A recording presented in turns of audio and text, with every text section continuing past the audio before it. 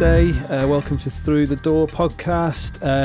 This one was a particular pleasure for me to make because I'm Warren, because we are genuine massive fans of Adam Betts, who is, if you haven't heard of Adam, go and do your research because this guy is amazing. He's without doubt the best drummer that I have ever seen or even heard. He plays in his own band, which is it's kind of like his own solo project, which is Colossal Squid. He's the drummer for Three Trapped Tigers. He's a session drummer for Goldie, for Square Push's Shoba Leader, session drummer for Jarvis Cocker's Job Is.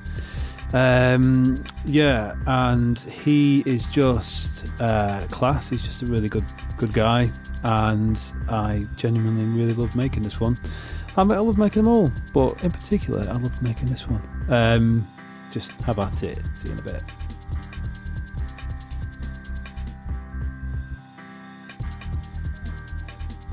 It's a bit quiet. You might want to put that mic in. Yeah, hang on, let me It's work a bit out. Which one is it? That's miles better, whatever you're doing right there. Just chucking it right on my mouth. But, that's it, that's the money. There we go. There we go. Beautiful. Yeah, awesome. That's it. Yeah, so what's going on? Yeah, good. I am...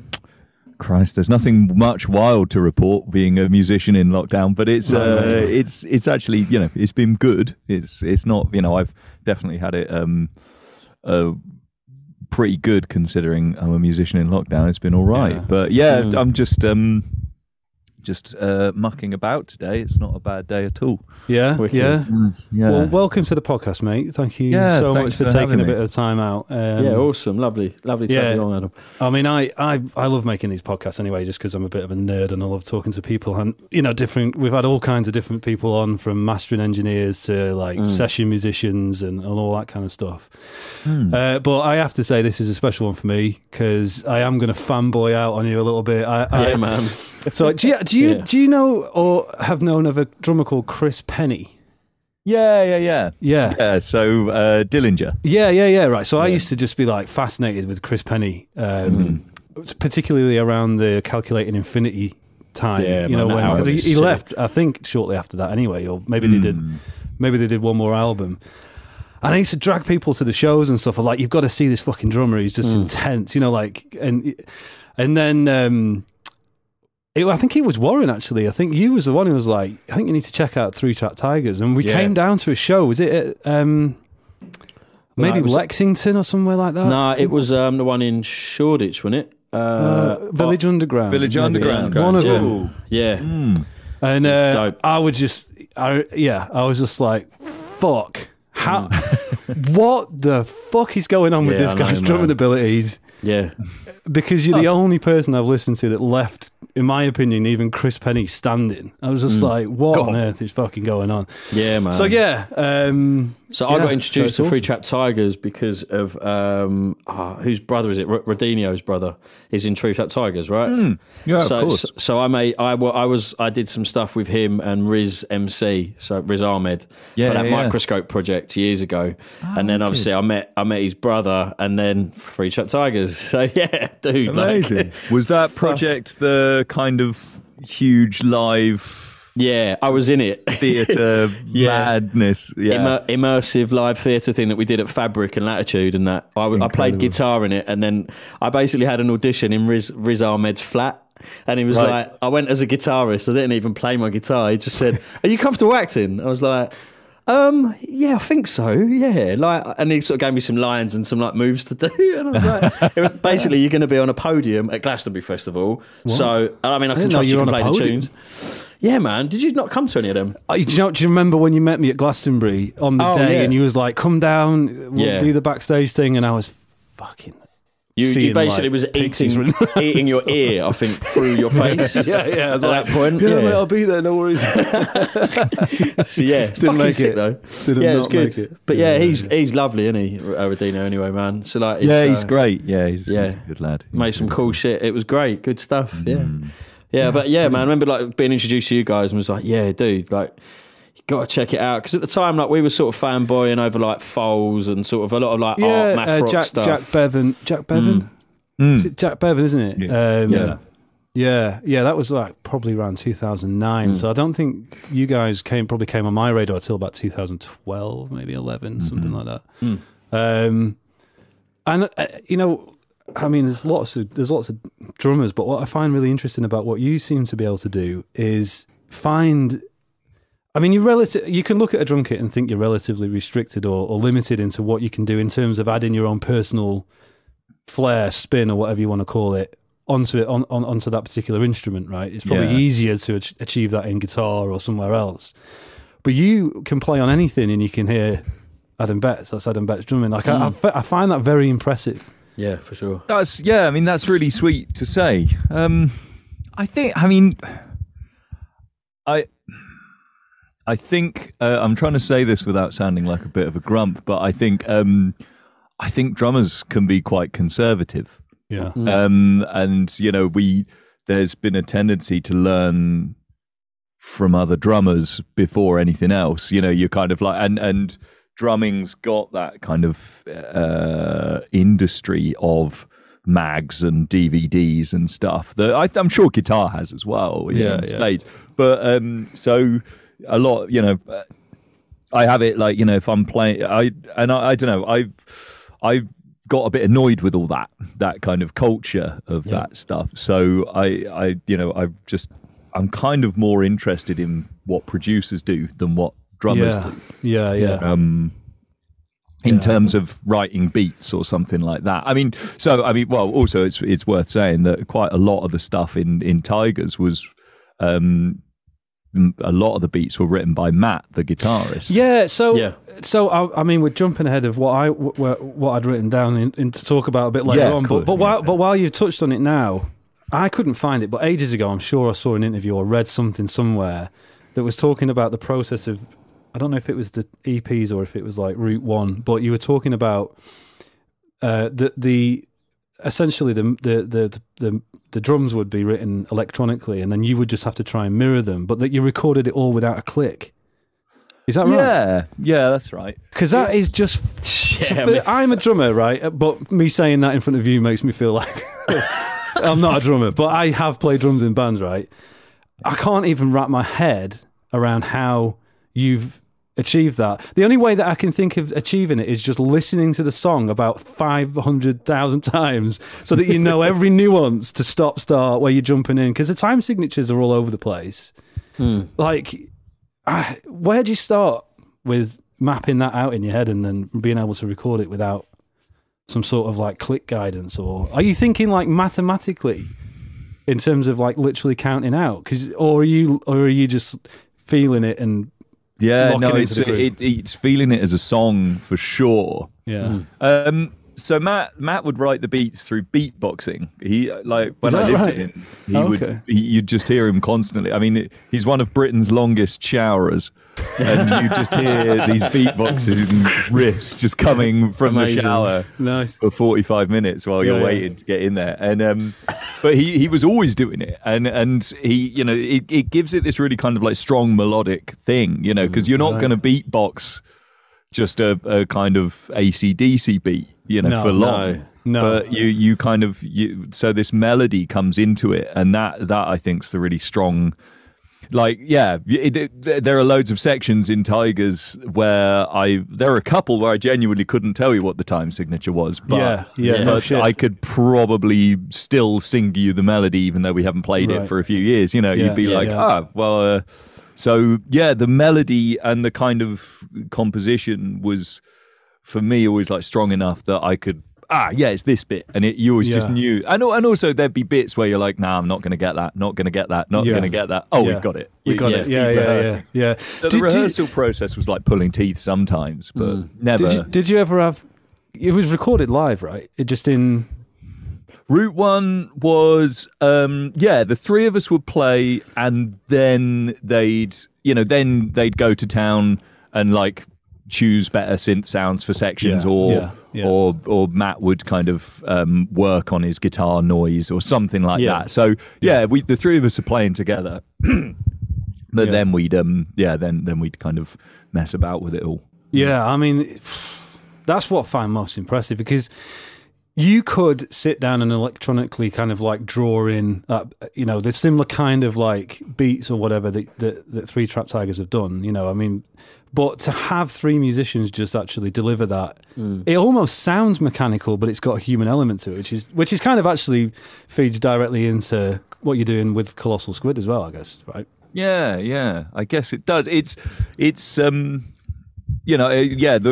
line we always kind of found ourselves on with Tigers was like, I love metal, I love funk, I love electronic stuff. Matt loves metal and funk and electronic stuff and really weird, like, intense kind of jazz stuff. And Rog loves improvisation and classical music and electronic stuff. And kind of the bit that we all met on was electronic stuff. It was like, okay, 90s warp, we could just all really agree on. And then it was like, well, let's, that's going to be a big kind of lead for us. But trying to play it with a flawless attitude, you're never going to get the kind of intricacy and accuracy of Aphex, but you can kind of capture that energy just through sweat and energy, and that gives it that. That's the bit that. I mean, Square Pusher kind of can, Aphex kind of can, but that liveness is what they're always kind of chasing with those things, which leads to their amazing sound. But we have that in spades. So let's have the wheels fall off. Let's have the tempos pick up and slow down a bit. So it's never been a kind of chase for like flawlessness. It's been a chase for like as human as possible. Which is. And then that's totally stuck with me. That kind of thing that, well, I'm a pretty sweaty drummer that likes things to be as alive as possible. But when you combine that with electronic stuff, it kind of goes somewhere that, and I love loads of dance music and electronic music, but it's like something that maybe like Berlin techno will be some kind of sweatiness. It'll have like the amazing sound design and the mood, and it will take you somewhere. But can you combine that with live? And that's just been something I really enjoy.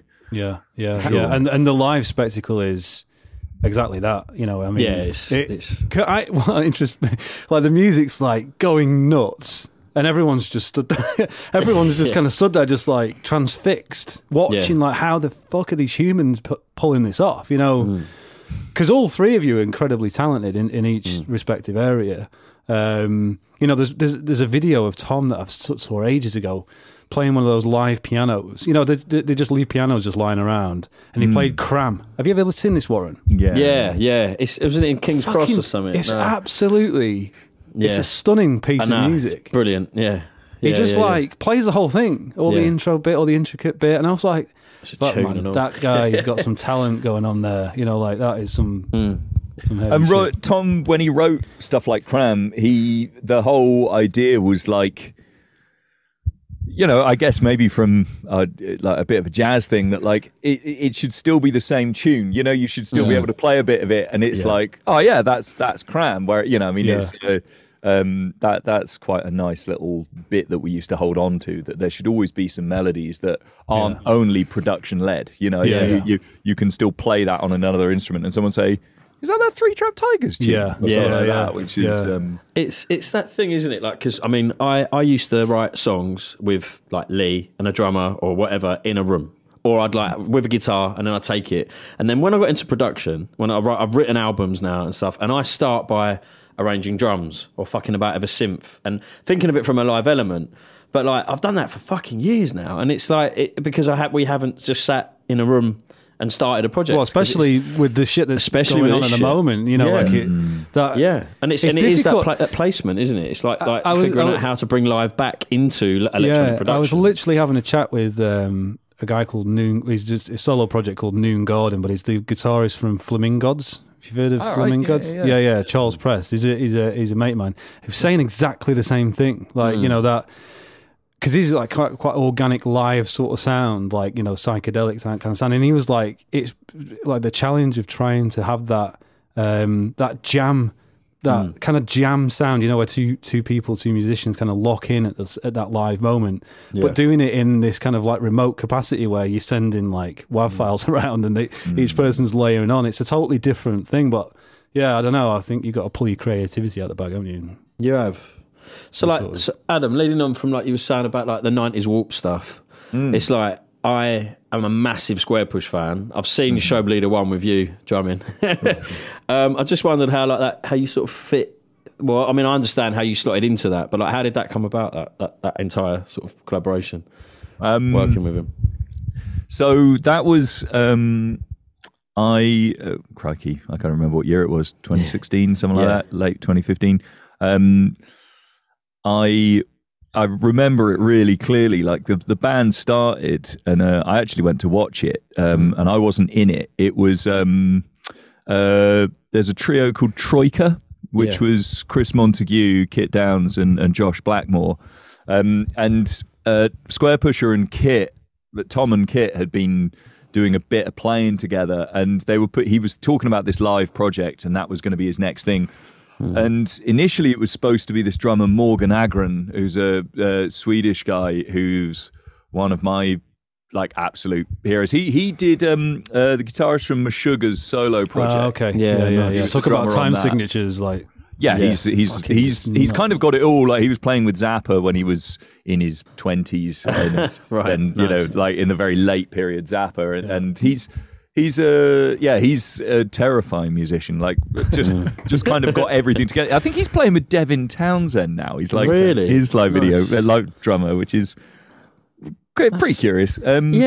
He's an incredible, like a terrifyingly good musician. So I was like, oh, that makes sense. You know, I met Morgan when he was over, and he was like, yeah, I'm here to have a jam with Square Pusher. I was like, shit. Yeah, you're the drummer that I totally pick for that. Yeah. That's amazing. God, what a great gig. Wicked. Can't wait to see that. Yeah. And then Morgan got too busy and couldn't do the gig. So they got, so the band kind of became Troika and Square Pusher doing the stuff. And I went to watch that show and was like, yeah, that was amazing. I mean, Josh is a wicked drummer. Josh is really, it's stunning. It's so kind of interesting. His phrasing is really unusual, and it's all done with insane precision. And it's just like, frighteningly wicked. And then around Christmas, I was just finishing a load of teaching, actually, and I was just walking out, and I was like, wow, that's my last hard thing done for the year. That's my last long day. Oh, I've got a missed call from Chris Montague. And he was like, hey, mate, wondering if you fancied having a jam with Square Pusher. So washing my hair that day. I had to learn a load of like I mean, it is weird. It was all kind of almost there anyway. You know, you just remember it like from being 17, 16 and just hearing those tunes so many times. And I was like, okay. But actually learning it on the drum kit was a different thing. But yeah, he wanted to try a drummer that was a bit more sweaty again, and a bit more like, you know, going in the kind of face melting zone, which was which I was very happy to do. So I kind more face melt, please. Yeah, I kind of went in a I just took like Brian Chippendale from Lightning Bolt as my kind of, you know, it being another of my massive influences. Like, right, well, how would he play Square? Oh man, Lightning Bolt. And it was so fun, and we had a play, and Tom was like, yeah, okay, can we do another one? Can we do another one in January? And so I had to go away and not take the foot off the gas and keep working on it. I had loads of work on at the time, and it was just like it was just get up early, play Square Pusher for a few hours, then go and rehearse with the other bands, and then just play Square Pusher for a few hours in the evening, and then go and have this second play. And he was like, yeah, no, that's really happening. Let's do it. Brilliant. Nice. It was amazing fun. Quite literally, do you know Square Pusher? Yeah. Big tune that, by the way. I don't know if big absolutely. No, that's one of the key ones. He's just, I saw him play at Festival, and I think it was Bubble Life or something. That's a tune, actually, isn't it? But whatever that album was on, and it was him, just because he's an incredible bass player. Like, you know how like Thundercat has obviously got a lot of the chops and those jazz like 5-string chops and stuff. It's like, Square Push for me was doing that a long time before Fly Low and everything else, and just the way that sort of jazz composition stuff come together. And it's like to see him then with a fully formed, essentially a jazz band-esque version of Square Push live is like, I mean, I was like, I'm just going to give up everything because, like, you know what I mean? What's the point? What is the fucking point? You just Adam see Betts it on and you're drums. Do you know what I mean? It's like, what the fuck is going on? Just get everything anyway. Just going to settle this shit and fucking be an accountant because what's the point? But nah, it is amazing. And again, it's that transition between sort of like, you know, again, like, as we discussed, like everything made. I mean, he's an amazing producer, an amazing programmer. You know, building algorithms and all that sort of shit. You know, whatever. But like then making it reverse engineering, so the live element is there with that tight production. It's down to the musicianship as well, primarily, right? Yeah, it was a lot. It was a lot of work. Yeah, can hear it. And Tom was. I mean, yeah, I knew. You know, okay, so obviously I knew Tom was an unbelievable bassist, and it was like, oh, this would be fun. And I don't think I quite prepared myself for like how good on the bass he was. Like I would probably be like Thundercat and Tom are kind of like the two just changing the game on it. But totally, yeah. But where Tom's music is not, it like obviously the bass is a big part of it, but his music's not based so much around the guitar as much as it used to be. Or you know, it was frightening when we were playing like Anstrom Feck, just like his bass solo in that was just completely like transcendental moment of music for me. Like, you know, you are just lightning bolt as hard as you can at 200 beats a minute with him just shredding semiquavers over it, and it just gets more intense. And then he finds another gear from somewhere, and you're like, oh god! And everyone's got these masks on, and you're kind of just trapped in this weird little state of there's kind of sensory deprivation from your eyes, but overload from your ears, and your kind of brain and emotion. It was nuts. It was totally nuts. Did you have massive ice baths after, so you didn't get RSI? Because there was just a bit of that on the early days, because it really was like that gig was a step up in terms of what I could play. And it was like, right, you know, your tendons just have to catch up at the early days. And so there was like, you know, can we get a big bucket of beers with some ice at the end, and then just take the beers out and put my hands in? But it was nuts. Like the first few gigs, I was like, there's no way I can tour this. And then you give it a year or give it a few months, and suddenly you're doing 7-8 dates in a row, and your hands are just like, come on, you know, it's weird. Your body just adapts so well. Either adapts or it gets injured, and luckily mine adapted to that. So strong, man. Amazing. You know, it's interesting, right? I don't know whether there's anything in this or not, but I keep speaking to people, right, and Afrobeat keeps coming up, right? And for some reason I keep listening to Afrobeat. I keep making these stupid videos of me dancing to it and sending it to Warren. It's like just to cheer him up. It's the late naked ones I've started to worry about. Yeah, I know the dick ones need to stop. Yeah, they do, mate. Yeah, right. I don't need to see that. No. But am I dreaming or am I hearing? When I listen to your drumming, I kind of hear, like, if you take that kind of Afrobeat, like Clyde Stubblefield, James Brown breaks, and like speed it up and then completely destroy the time signature, you almost arrive at something like what you do. Is that a fair assessment, would you say? Like, does it come from? No, totally.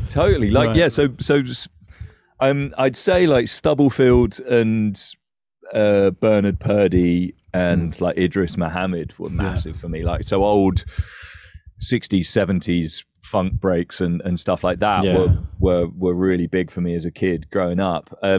It was later that I got into like Fela Kuti and Tony Allen, probably like as I got to London. So when I was like 20, 21, I got into Fela Kuti and kind of a weird way through. So it was like the Dap Kings, that funk band from New York that sound amazingly old school. Yeah. On their label Daptone, they had a band called Antibalas, and so I was just checking out, like, with Antibalas, that sounds really cool. And someone was like, you know, that's just Fela Kuti but with better production. And I was like, oh, okay, right. Yeah. So then went back, and obviously I'd heard of Fela Kuti and listened to a bit, but it was like, oh, right, wow, okay.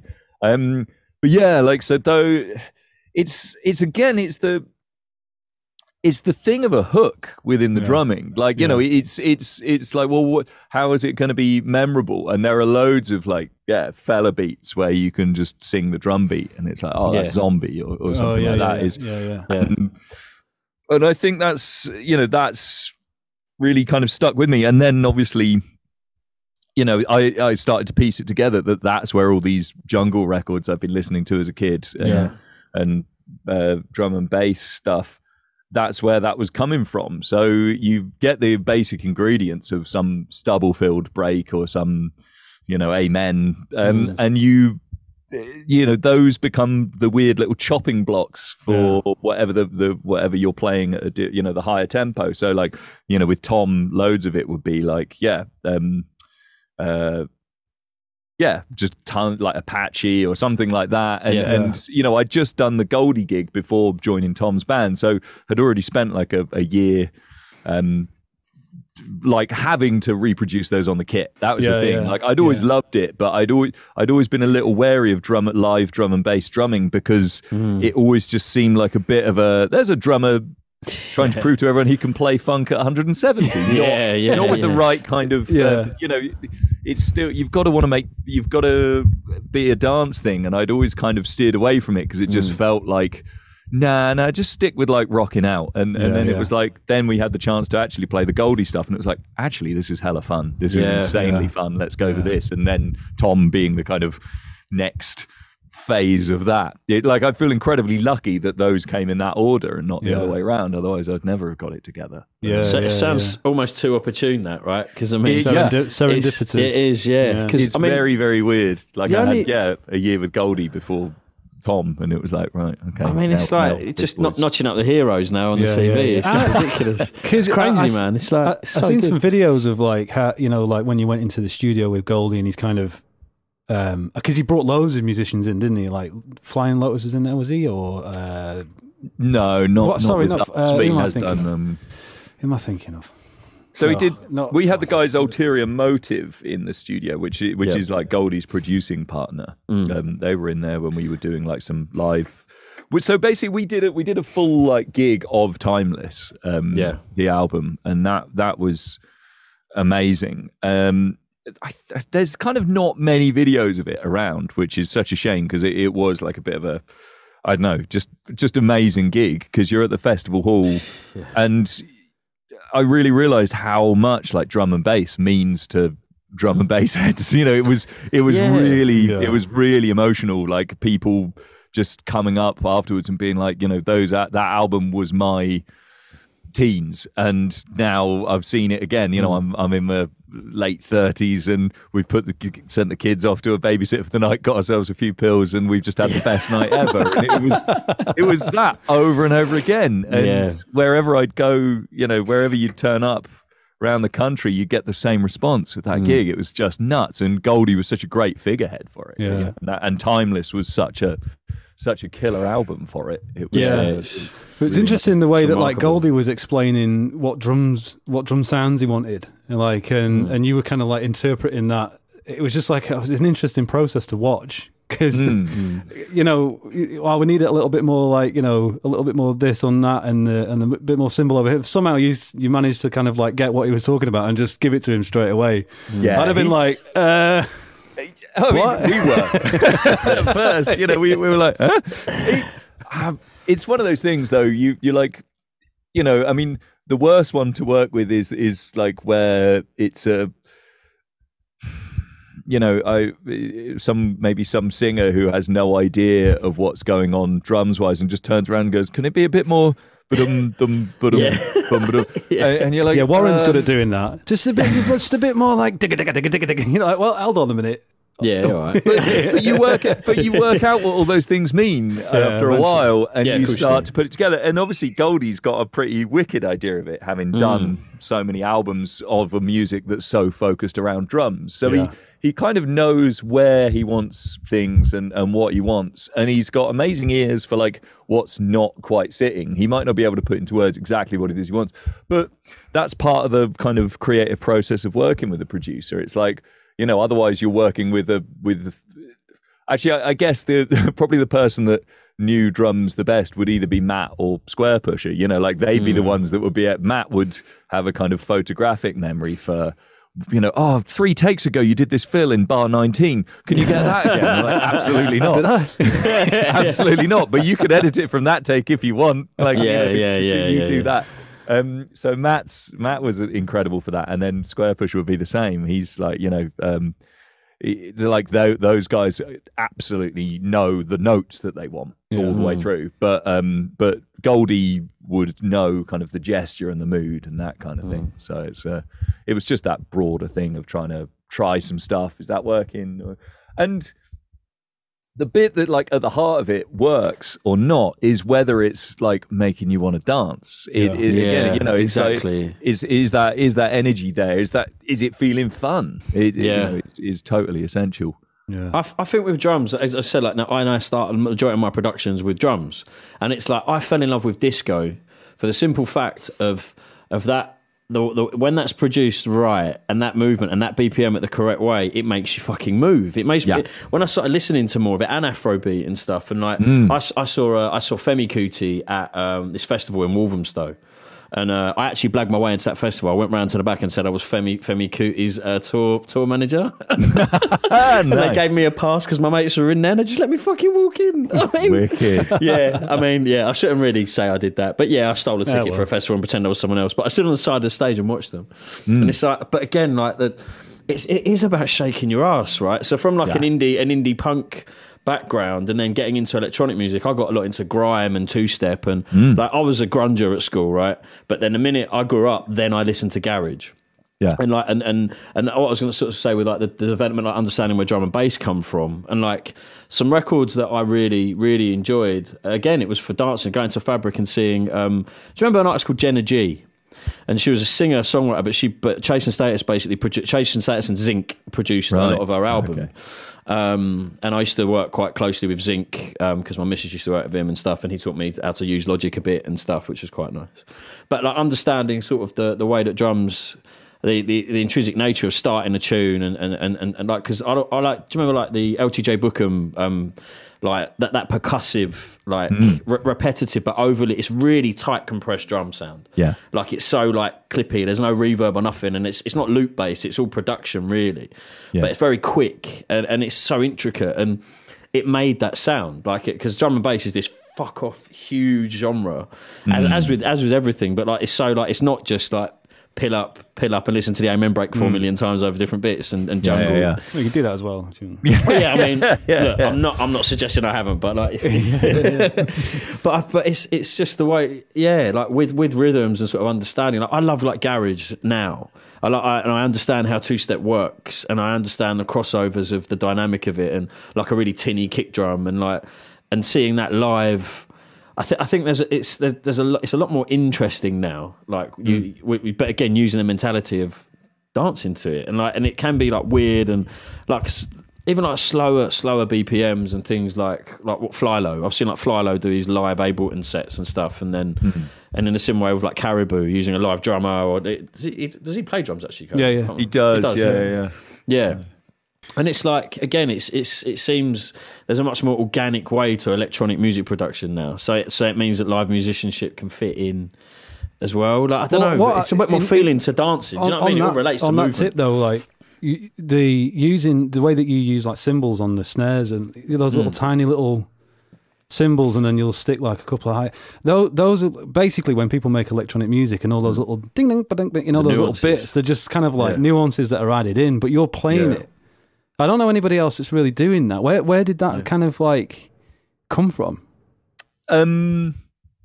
So I saw the one of the bits that Matt introduced me to when I first got to London and met him was a Scandi Norwegian label called Rune Gramophone, and they've got a lot of really. I think Norway's got an amazingly progressive like scene, and there was this kind of group of 6 or 7 jazzers out there that all went to this conservatoire together, and they were all into like electronic music, improvisation, and like folk was kind of a strong thing through it, but it all had this jazz tendency of this improvisation.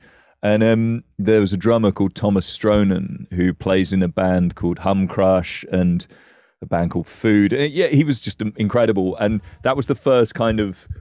he's an astonishing musician. And it was the first time I'd seen like someone look at the drum kit as like something you can do stuff to. Yeah. Not oh, it's a drum kit, kick, snare, hat. Yeah, like, well, exactly goes back to my previous point, right? Yeah. Some people look at the limitations and other people see the potential in those limitations. Like, what can you do? What can you break apart and put back together again? So it makes a new noise. Yeah, exactly that. And so I mean, I nicked that from him, but it's what you leave on it's the tat that you put on your drum kit that makes it quite individual, you know. So he had like these collection of little drums and stuff like that, and gongs and things like that. And I found a load of little cymbals in a skip out the back of a primary school that I was teaching in. The kind of music teacher was like, "Oh, we're going to throw these out. Do you want any of these?" And I was like, "Yeah, all of them." Yeah, and cool. As they get battered, they kind of make a different noise. And it's quite, in a way, it's quite sweet because there's a finite number of them, and in a few years they will die and never exist again. They're just like a weird thick cymbal. And so just like that. And obviously now you can see guys like JD Beck, that kind of 15-year-old kid on Instagram who's just amazing. I haven't seen him. I'll check him out. JD Beck. Yeah, he's terrifying, and he's doing it like they're really taped up. So he hits really light, and they kind of give this ultra tight kind of sound. He's frighteningly awesome. But you want. Yeah, drummers can be like, if you just play everything with a 14-inch hi-hat and a one snare and a kick, like producers spend longer on one bar than drummers spend on a whole song. And and I mean that's unfair on most drummers, but like the that kind of detail producers do is just done because it sounds wicked, not because it's got any kind of chopsy end or it's hard to do. I mean, there are some kind of producer porn kind of musics, but I think all of it, the effect is how much impact does it give you. And so that I mean, using two hi-hats has been pretty blooming common in electronic drum production for years, and using two snares. I mean, the whole Chopped Amen of Jungle from the early 90s is pitched amen snares. Like that's a huge thing. So it's you just kind of think, oh well, hang on, what kind of stuff is, what are they doing, and can we do that on a drum kit? And there were loads of stuff we tried that just wasn't any fun to play. You try it with like the two hi-hats, two snares, load of tap bouncing off the drums. That's kind of stuck. But there were bits where we tried distortions on the bass drum, and it just didn't really work in the room. It's just like, okay, cool, that's not happening. All right, well, let's not bother with it. There's it's just a lot of experimentation, trial and error. And also as well, I think the way your style of playing, you're quite content on your own. Well, you've built a whole Colossal Squid thing out of it, but like, there's I saw an interview with Dave Grohl, and he was like, I never touch a drum kit unless there's another musician in there with me, because I'm just bored on my own, just like patting away. And a lot of drummers, I'm kind of similar. Like I probably wouldn't. I've moved house now, but in my previous house, I had a studio, kind of similar to looking to what you've got there with a kit in it. Very rarely would I jump on it unless I had to record like some drums for something or whatever. But what you do, you just seem like, especially like the videos on your Instagram and stuff, which are, really awesome, some of the stuff that you're putting on there, but you seem heavily content, just like playing over like one little loop that's kind of like you've got affected somehow. How have you like developed it to that point? Is it like just a keen interest in finding little sounds and then seeing what beats you can put on it and then just keep doing that over and over again? Or what? I think it's a continuation of the, can I make dance music on my own? Because if you look at drummers that do kind of electronic sounding stuff, Jojo Mayer or Zach Danziger or something like that, all of them at some point kind of hint that they'd love to do a club set. They're always like, oh, look, these gigs with, you know, I mean, especially Jojo Mayer, it's like these gigs with 95% drummers in the audience are all very well and good, and they're a nice vibe and whatnot, but is there any, you know, they'll be chatting to their agent, is there any way I can do a club set? Can I, you know, can I just be what the DJ is? And because I think it's one of the purest experiences of music, like you know, an amazing DJ set is about as life-changing as music can be, because you've got anything you can pick from. You know, you can just pick anything. So it's you know, as much as I love an amazing gig as well, you know, like a really awesome gig, I can listen to a DJ for 3 hours, I can listen to a band for about 40 minutes before I'm like, anyone fancy a pint? Totally. So you know, I'm super interested in, can I make like dance music that's me playing, but my playing has to have a point. You know, I can't just be like, right, here's a load of synths and I'm just playing a slightly shoddy amen underneath. You know, there's got to be a reason for why I'm there. Otherwise, just be a DJ. So you've got this kind of fun balance of like, well, you know, I know the kind of world I want it to sound like. I know the impact I'd like it to have, but I also have to feel like I'm not just there because of my ego. I've got to be doing something musically at the same time. So that's the kind of back and forth I'm involved in, going like, well, is this just me trying to show that I can play amens at 170, or does this genuinely make me bounce a bit, and do I get a little bit giggly when it goes well, and that? So cool. All right, well then let's go down that road. So does it sound like something else I've heard, or does it sound like something I haven't heard is a bit of a thing, you know? And I always most of my ideas start with me having heard something that, like, don't know, Sophie's done or Kai Whiston's done or something, where you're just like, oh, listen to that sound. Ooh, that's a cool sound. And then you start it, but instantly it like doesn't work on the drums at that same tempo. So you muck about with it at a different tempo or something. What are you doing that in? Are you using Logic, or are you like sampling it into pads? Ableton? Ableton all the time. Sorry, I meant Ableton, not Logic. Because Logic would be a pain in the ass. But Logic's I meant Ableton. Like live back and forth. No, Ableton's kind of... Is it Ableton Push or something like that? Is that it's just a bit of software. Yeah, I don't use the Push. You don't use the Push? I did have one for a bit, but I think I've just learned like the mouse doesn't feel like a bad interface for me now. Okay. You know, but it took a while. Like at first it was like, I used to use like a... Okay, I've seen you've got like a trackpad on your floor tom and stuff. Yeah. That's You're not going live like that, no, right? I am actually, yeah. But I started with this thing. Cool. And that was like my first kind of effects unit. Dr. Sample, was that no? The SP404, which I think the Dr. Sample was similar. Similar. Yeah, I think that was the one just before it. And that was all amazing. And then but then Ableton was a bit more like. A bit more like I could hit a button and all the effects could change in a moment, whereas the hardware things are awesome. But Ableton didn't sound as good for a long time. It was like learning. Actually, you need an overdrive on it or a hell of a lot of compression that the 404 was doing naturally. You know, it was just that's what the box does, and Ableton was.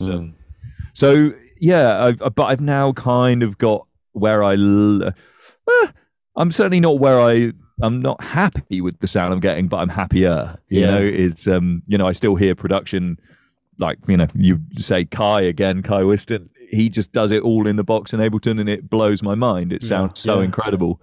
And I'm trying to do it with an eye on live, but you know, I still want it to sound as awesome as that, and it's certainly like not quite there yet, but it's going somewhere interesting on the way, so that's fun. You know, that's really cool. Yeah. You can certainly hear that development. Sorry, Warren. Do you want to No. I was just going to fanboy about Ableton a bit. That was all.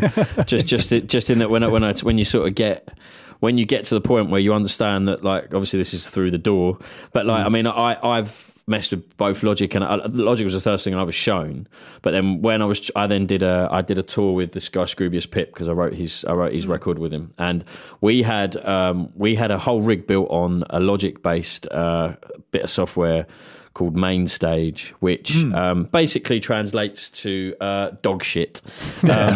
Sorry, it's just that was their attempt at doing an Ableton thing, wasn't it? It was like for live. And they had this plugin built into it that was called Tape, and what you had to do is bounce your files and then set the positions of play. So like one channel would be like you waited until that'd be 000 to whatever for like a synth playback, and any live interaction on it, you would literally have to open up the plugin strip and like you could export it from Logic. It's like you can't do that live. It's fucking got a guitar in my hand and 20 people like on stage. Like, you're fucking kidding. Like, so discovery of Ableton and the fact that I could have like a MIDI pedal on the floor next to my guitar like distortion box, which again was custom made to like run, because we didn't have a bass player, so I played guitar, and then one of the channels was using an Octave. I think it was a Waves Octaver plugin.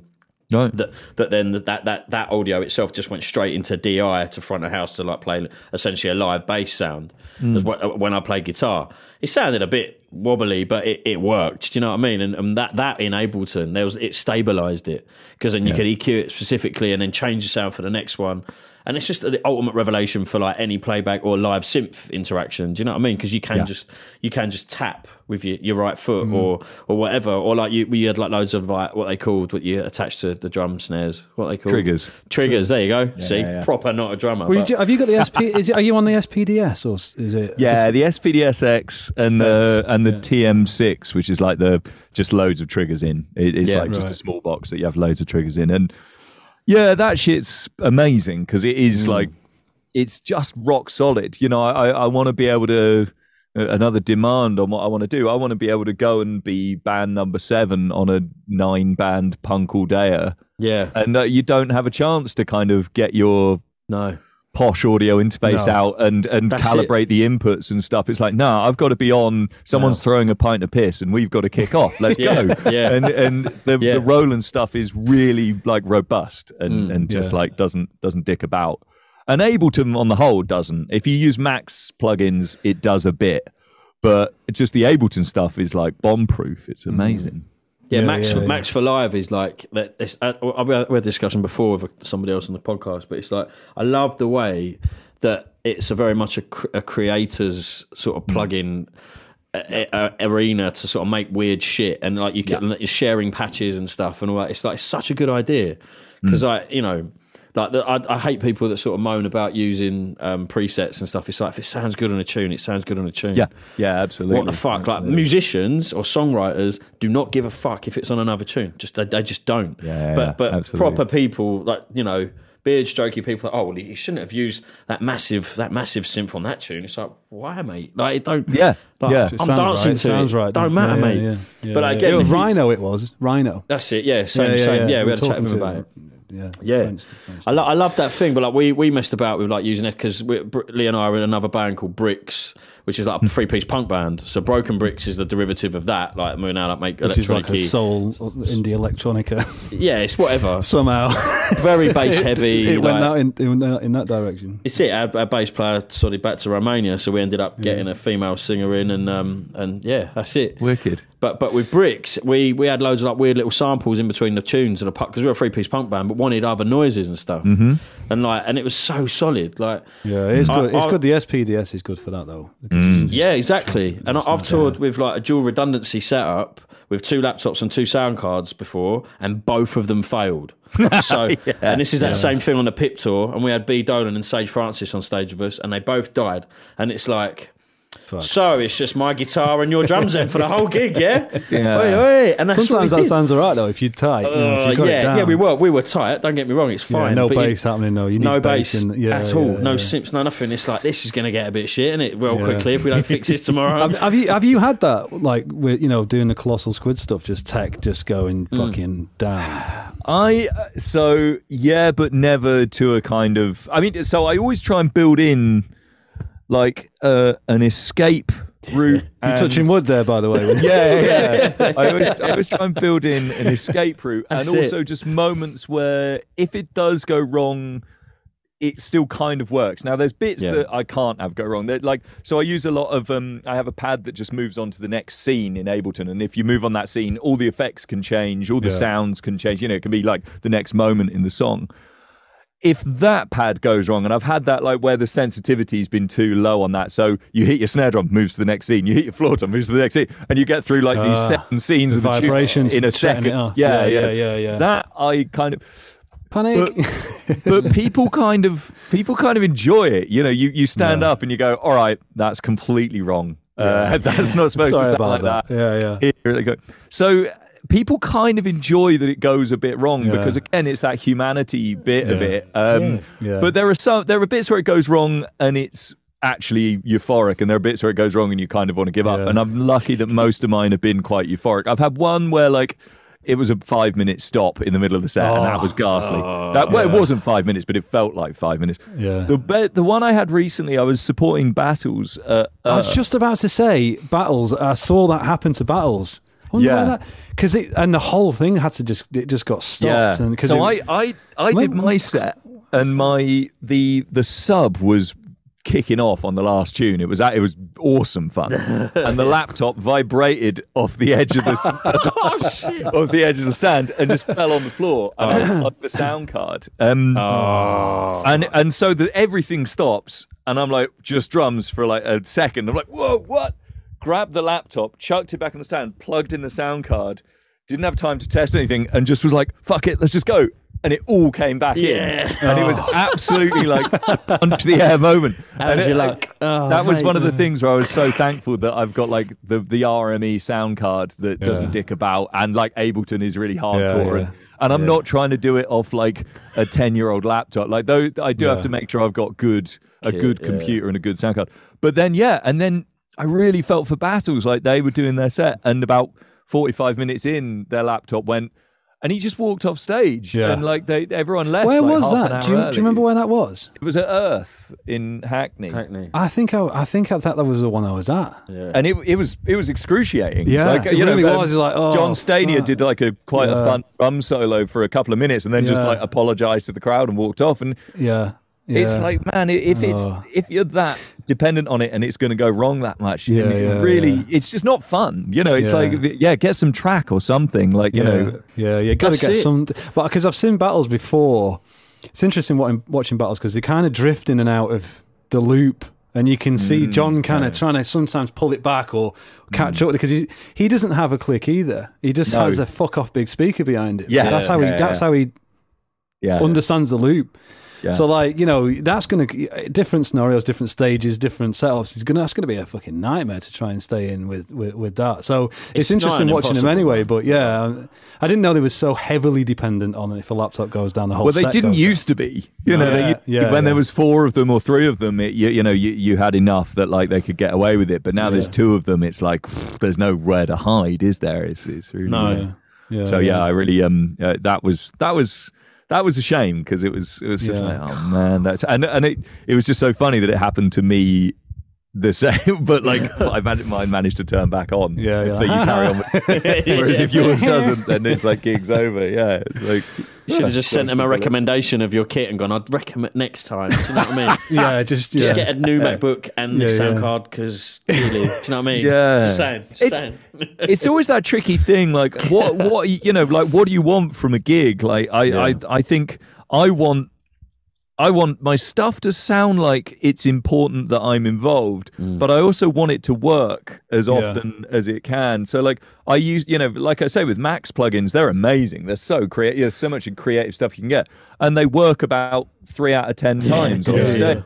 It's like, cool. I'm afraid you don't get to be in my setup then. And as much as I'd love to be using like these really intriguing kind of MIDI Max things, I've just had them not work on stage to stop a song and be like, cool, not that one, right, let's move on. And there's a fantastic guy who makes these really amazing MIDI plugins that will be so useful for what I do, and I'm just like, dude, I can't use them on stage. You've hurt me too many times. And if it's you that gets it right, you've got the crowd in front of you and you're like, shit.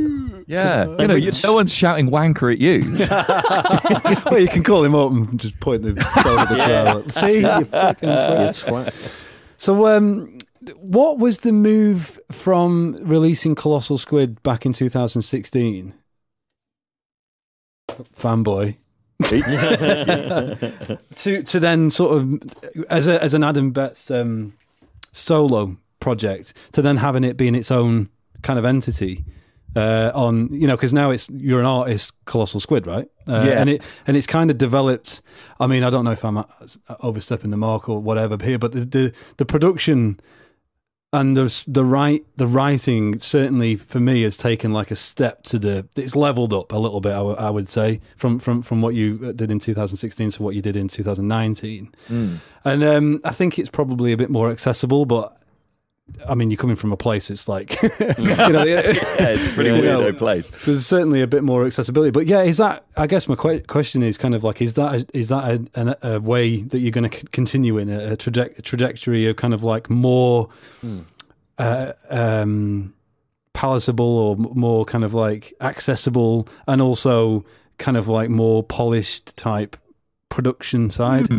It's actually not. It wasn't a fully intentional thing.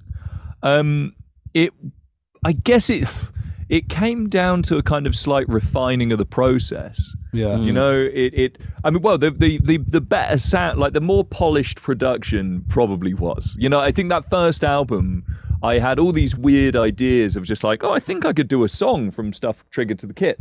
And then my friend was like, do you want to do a live session of it, see how it goes? And then it suddenly felt cohesive. Like all the time I'd spent recording in the studio beforehand, they never felt like an album. They just felt like these random little ditties and different drum sound every time. And then you do it all in a live session and the thread running through it is that drum sound and that kind of way. So it was like, okay, wicked, let's do that as an album. Brilliant. And then the next album, I just got more like excited by what things can I do on stage that get me hyped. And, you know, so there were a few that would start as jams, but you'd kind of turn them into a song because I don't know, I think my production and my recording chops weren't good enough to kind of rest on the texture and the sound and to be more daring with the shape. So I was like, oh man, I just like songs. Let's go songs. And that was really fun. Yeah. And I you know, I make it sound like I'm almost kind of regretful of that. I'm not, you know, it was a really fun thing to do.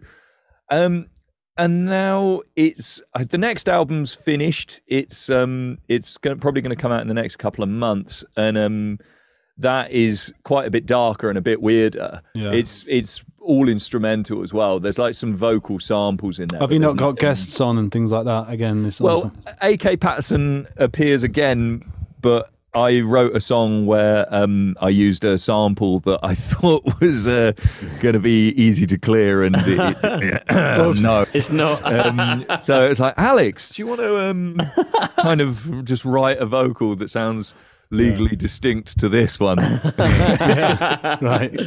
Nice. Dear. It was funny. I thought it was a 50s folk guy that would be easy to reach out to the label and say, yeah, can we do this? But it turned out they were owned by the Smithsonian Museum and it all got a bit heavy. Oh shit! Right. So clearance, it was suddenly like I was losing quite a heavy percentage of my writing credits and stuff. Just got rid of it. But yeah, so that it's definitely a darker album, a weirder album, a bit more experimental sounds again. So that's been fun. And then the stuff afterwards, I don't know. You know, it's like I just like, you know, I'm just enjoying the journey. You know, I've realized the album that's coming out now doesn't have quite as many like foot on the monitor kind of chord moments. And I was like, oh, I'm really happy about that. And then I was like, oh, but I do miss those as well. So, you know, it's all just like enjoying that back and forth, isn't it? You know, you like something that goes one way and then the other way. Because I didn't actually pick up when you did the new album, because obviously I bought the vinyl on the last one, but because you released it then as Colossal Squid and I'm following Adam Betts, I never got so I was late to the game. So, but when I did find it, I was like, oh, fucking treasure trove, there's another album I didn't even know about. I think I'd had like 6 months off social media. I wasn't, and I just unplugged.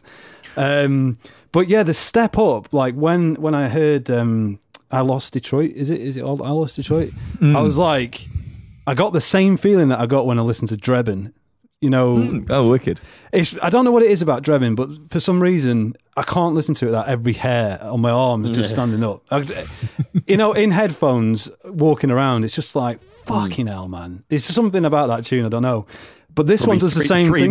Three men about to throw up. And you can hear it though. Man about to throw up. You can hear it. You must have finished that track and just listened back in the studio and gone, yeah, that'll do. That's got it. I Lost Detroit is the album version. Is basically the end. I couldn't really play it. Like it's it's like insane. How much can you rinse at 200? Yeah, it's fucking nuts. I'd done this demo where like the end just went mad. Like that it was the tempo ramp and then the epic outro, and I was like, oh, that sounds fun. Yeah. And then was like trying to play it and making sure the synths were being triggered off the kit, so you were involved in it, and it was like, so I recorded about kind of 10 minutes of that shred. Just me going for phrases, not quite going for it. And then I just cramped it together and was like, that's phrase is cool, that phrase is cool, that phrase is cool. So it's not a very it's actually a bit of a bluff, that outro in terms of the editing. But then the live version, I'd learned to play it by then. You work on it, you work on it and you play it live, and then it's like, it comes together and it becomes its own thing again. So it was kind of like, can you do a studio album that it holds on to those aspects? It's live and but you can kind of get away with a bit more, but also it gains something, it loses something, and so that you go back and forth with it a bit. The end result though is like it is an incredible tune. It is. And Becky's vocal was absolutely. like she, I sent it to Becky and she was like, yeah, I'll have a Saint Savior, and she just wrote that over it, and it was like, okay, cool. I didn't know it was missing that, and now you made it really. It really fits. Glorious. It's nice. But there's also another tune, Agita. Yeah. What is a swungirt, by the way? No idea. It was the way like Autechre's songs are just what they save their files as. Yeah. That's what this was. That was just like, I tried to type swinger. Swingers, because it swings, and then I typed swungert and was like, well, that's the name of that tune. It's nice. One of those, and Agita was, a kind of me trying to capture. That stuff is kind of more where the new album is. Like, it's a bit more. Cool. A couple of the tunes are, because it's kind of like, I was wandering around yesterday. I live in Jersey, so I was like wandering around the countryside. I was just listening to the tracks and stuff, and I was like, for some reason, the words like 70s Bollywood DMT stakeout was like, mate, listen to it and think of those words and you'll know what I mean. Yeah, it's like a DMT Bollywood stakeout. No, Bollywood DMT stakeout. It's like this kind of weird, like, I don't know. It's cool. The shit that I was getting into on that I've been kind of, well, we'll see where it goes, is like that line between like grime and kind of Moroccan drumming or Nubian drumming, this kind of, and I was just like, well, the English thing with music is to kind of be a bit of a colonial fuck, turn up somewhere and go, I like that shit, but I'll do it a bit more angrily. So like we did with the blues, or what we did with hip hop or something like that. To get, you do it a bit faster and a bit more like you want to fight with it. And I was just enjoying that kind of sound. And it's I really. I think there's this amazing these amazing Nubian drummer albums from like all the way from the 50s to the 90s. So I was just like, fuck, this is so kind of it's just, I mean, there's kind of 10 guys going for it, so you don't quite capture that when it's just you on your own. But I just enjoyed the kind of really drummy aspect of it. It was like, well, this was like quite a natural thing to try out and enjoy, and it's it comes through. It definitely comes through on the track, but it's just nice to hear that kind of live element, but to start the repetition, like the percussive repetition in a live element. It's kind of goes back to that kind of Afrobeat type of thing as well, because that's what it's all about, right? It's just that kind of. It's reminiscent of when we saw Moses Boyd just before lockdown. Yeah. You know what? I was thinking that as well. Actually, the start of his gig, he had that was actually the last gig that we saw. It was like the day before lockdown kicked in, or something stupid like that. Yeah, it was. They should have been cancelled, but it should have been cancelled. Yeah, right. Yeah, and then so it was in Brixton Electric, and he started that gig with it was just basically a dedication to drums, and it was a good 20 minutes of just drums on stage, but he does that thing where it's like, it's reminiscent of like garage and grime elements in the production, in a similar way of what's his name, man? That's gonna really fuck me off now. Kamal Williams, is it? Yeah, the producer. Is that his name? Yeah. No, yeah. So like and I was just enamored by that, like because the rhythms and just the way of like the attack of it and the aggression in those drums, man. They're just so solid. Like he's a sick drummer. No, he's fucking amazing. Yeah, it is that we've gone in this weird like loop as a you know, kind of just hearing where music goes, and I think like, you know, liveness is really, you know, is really important right now, because I think we're kind of, I think we're past like perfect now. You know, perfect isn't particularly exciting. Like all electronic producers are trying to capture a more organic feeling to their, you know, your like found sound or whatever, you know, to make these textures that just kind of electronics on their own can't do. And you just realize that actually, you know, what people did has a, you know, can have an urgency that some electronics can't, you know, can't. But then, you know, there's still something amazing about you know, just like super gridded 909s or something. Yeah. That's joyous, you know, that's never going to go wrong.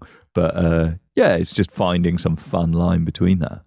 I think like production, like like Disclosure, the way that their most recent record has gone more into sort of a funk soul vibe on the vocal, or even like the Chemical Brothers' last album, with like the Jackson sample and stuff, and using, I mean, the Chemicals always been really good at sort of isolating amazing drum beats and live bass from fucking day, but like it just, I think it's that live, capturing that sort of live organic. It's either to enhance a song and give it like a lovely overall tone and something to move to, or you end up sort of going in the way of like Arca and sort of and sort of exploring like proper sound design and strange sort of texture.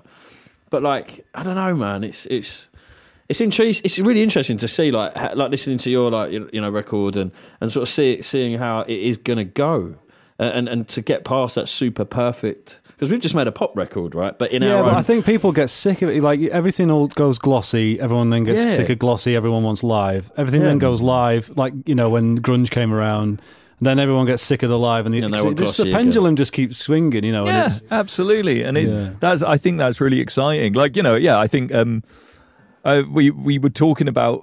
I remember a few years ago just saying like, is there?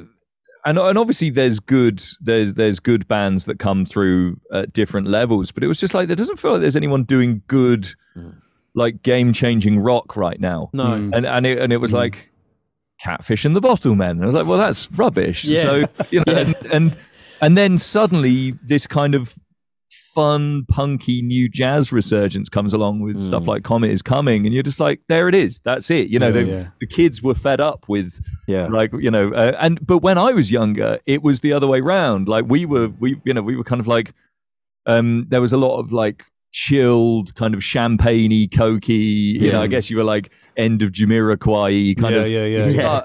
And I was like, this is so naff. And then, you know, got into like Lightning Bolt, Oxes, X Models, and it was just like, there it is. It's really alive, and it's really full of fire and really interesting. And so, you know, I think there's always a kind of thing where like, you know, you see the kind of wiping out of prog bands with the kind of, you know, they just get so high on their own kind of on ice live show or something, and everyone's like, can we just come back to earth for a bit, and then you can start messing about with it. Then you know, it's I guess Mars Volta was the one that for me when I was like 20, you know, 19, it was like, there it is, you know, rocks gone prog, but in an interesting way, you know. Obviously Dream Theater was never really I wasn't really into them, but like suddenly Opeth. It was like Like, was it Opeth? Was that another? Yeah, Opeth. Opeth. Yeah, I mean they've got something a bit more charming than Dream Theater. Yeah, for sure. But I didn't. Yeah, I was never really massive fan of any of them. I was a huge At the Drive-In fan. It basically changed. It changed the way I even considered playing guitar and stuff. Like I went from like liking Oasis and indie to finding them and be like, so I wasn't a massive metal, like new metal fan, and that was huge when I was at school. I found At the Drive-In and was like, amazing. This is it. Yeah. There's that guitar sound, like that one person in a room sort of thing that you've got to just play. Discordant. And then you sort of then find Fugazi and then discovered loads of like post-hardcore shit. And it's like, and I agree, like Mars Volta. I mean, I was always into like Mogwai and Explosions in the Sky and stuff, but like, but then discovering that sound, because again, also dismissing prog music because I was a punk man. It's like, you know, and it's like, well, I'm not allowed to like that shit because, you know, punk. It's like, what the fuck ever. But like, I mean, because well, the first time I saw the Mars Volta, I didn't get it because it was a 45-minute gig at the Electric Ballroom, supported by one of my favourite bands as well, the J.R. Ewing, which is a Norwegian hardcore band. Yeah. That, again, another genre-defining band for me. And then I saw them, and I was like, I was really amped up after seeing J.R. Ewing, and I didn't get it because it was like 45 to an hour of two songs or something. Basically, and it was. They didn't play the record. They didn't play it like because I was like Tremulant EP. That first, I loved that when it came out because it was like it's better than At the Drive-In because it sounds fucking interesting and weird and cool and then I just zoned out a bit and then really listened to it and was like, no, but I understand it a bit more now because then like Jim Ward released, they come out with Sparta and I was like, oh god, that's like a really shit boring At the Drive-In record. So I'd rather listen to this. They should bring back Anti-Mask. That's right, wouldn't it? A bit more of a poignant time to bring back the band Anti-Mask, wouldn't it? Yeah, they were good actually. Everyone's walking around. Wasn't it Travis Barker on drums? Yeah, I can't remember. It wasn't. I think so. And Flea on bass.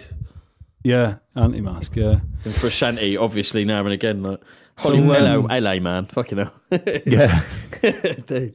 So I'm conscious we've had you for ages, mate. I don't want to keep you too long. Course. But just before you do shoot, what advice, what top 3 bits of advice would you give someone who wants to be the new Adam Betts, who wants to take on like a career in drumming or like session musician or something like that? What would be the top 3 things that you would give advice to?